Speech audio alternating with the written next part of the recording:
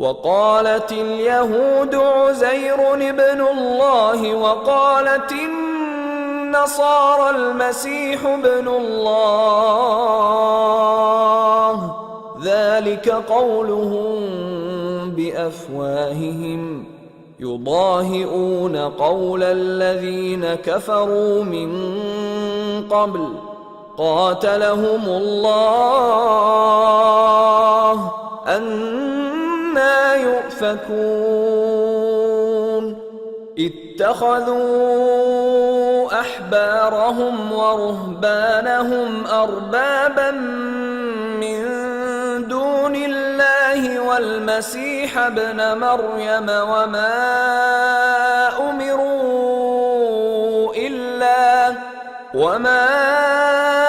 أمروا إلا ليعبدوا إلها واحدا لا إله إلا هو سبحانه عما يشركون. يريدون أن يطفئوا نور الله بأفواههم ويأبى الله إلا أن يتم نوره ولو كره الكافرون. هو الذي أرسل رسوله بالهدى ودين الحق ليظهره على الدين كله ولو كره المشركون.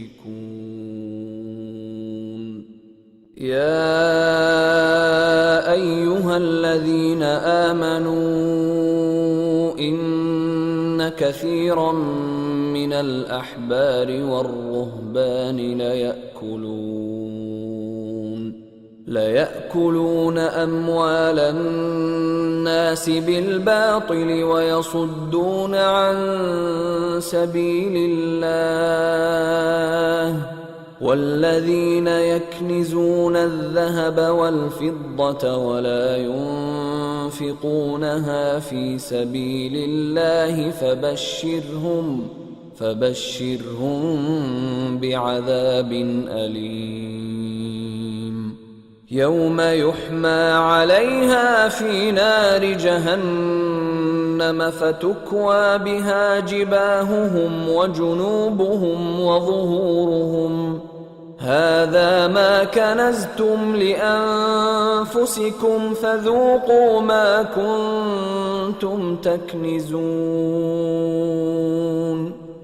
إن عدة الشهور عند الله 12 شهرا في كتاب الله يوم خلق السماوات والأرض منها 4 حرم ذلك الدين القيم فلا تظلموا فيهن أنفسكم وقاتلوا المشركين كافة كما يقاتلونكم كافة واعلموا أن الله مع المتقين.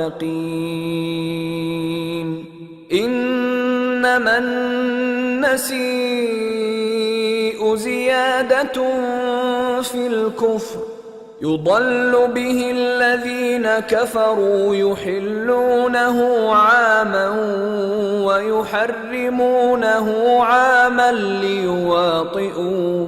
ليواطئوا عدة ما حرم الله فيحلوا ما حرم الله. زين لهم سوء أعمالهم والله لا يهدي القوم الكافرين. और यहूद कहते हैं कि उज़ैर अल्लाह के बेटे हैं और ईसाई कहते हैं कि मसीह अल्लाह के बेटे हैं। ये इनके मुंह की बातें हैं। पहले काफिर भी इसी तरह की बातें कहा करते थे। ये भी उन्हीं की रीस करने लगे हैं। अल्लाह इनको हलाक करे یہ کہاں بہ کے پھرتے ہیں؟ انہوں نے اپنے علماء اور مشائخ اور مسیح ابن مریم کو اللہ کے سوا معبود بنا لیا، حالانکہ ان کو یہ حکم دیا گیا تھا کہ معبود واحد کے سوا کسی کی عبادت نہ کریں، اس کے سوا کوئی معبود نہیں، اور وہ ان لوگوں کے شریک مقرر کرنے سے پاک ہے۔ یہ چاہتے ہیں کہ اللہ کے نور کو اپنے منہ سے پھونک مار کر بجھا دیں، اور اللہ اپنے نور کو پورا کیے بغیر رہنے کا نہیں، اگرچہ کافروں کو برا ہی لگے۔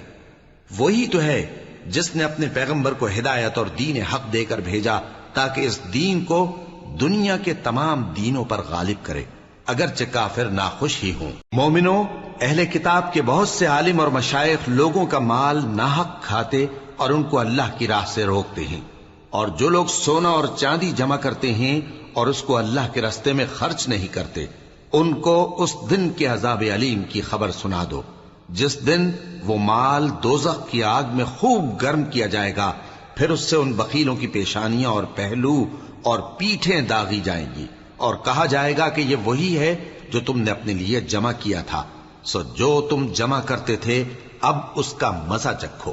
اللہ کے نزدیک مہینے گنتی میں 12 ہیں، اس روز سے کہ اس نے آسمان اور زمین کو پیدا کیا۔ اللہ کی کتاب میں سال کے 12 مہینے لکھے ہوئے ہیں، ان میں سے 4 مہینے ادب کے ہیں، یہی دین کا سیدھا رستہ ہے۔